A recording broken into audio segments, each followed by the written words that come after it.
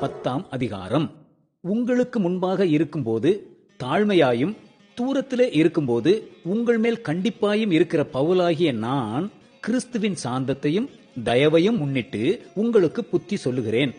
எங்களை மாம்சத்தின்படி நடக்கிறவர்கள் என்று எண்ணுகிற சிலரை குறித்து நான் கண்டிப்பாயிருக்க வேண்டுமென்று நினைத்திருக்கிற தைரியத்தோடே உங்கள் முன்பாக இருக்கும்போது நான் கண்டிப்புள்ளவனாயிராதபடிக்கு நீங்கள் எச்சரிக்கையாயிருக்க உங்களை வேண்டிக் கொள்கிறேன். நாங்கள் மாம்சத்தில் நடக்கிறவர்களாயிருந்தும் மாம்சத்தின்படி போர் செய்கிறவர்கள் அல்ல. எங்களுடைய போர் ஆயுதங்கள் மாம்சத்துக்கேற்றவைகளாயிராமல் அரண்களை நிர்மூலமாக்குகிறதற்கு தேவ பலமுள்ளவைகளாயிருக்கிறது.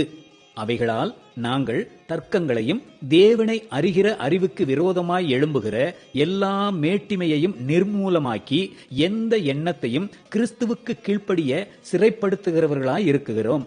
உங்கள் கீழ்ப்படிதல் நிறைவேறும் போது எல்லா கீழ்ப்படியாமைக்கு தக்க நீதியுள்ள தண்டனையை செலுத்த ஆயத்தமாயிருக்கிறோம்.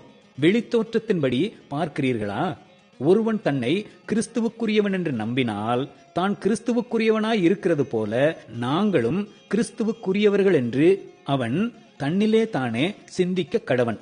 மேலும் உங்களை நிர்மூலமாக்குகிறதற்கு அல்ல, உங்களை ஊன்ற கட்டுகிறதற்கு கர்த்தர் எங்களுக்கு கொடுத்த அதிகாரத்தை குறித்து நான் இன்னும் சற்றே அதிகமாய் மேன்மை பாராட்டினாலும் நான் வெட்கப்படுவது இல்லை.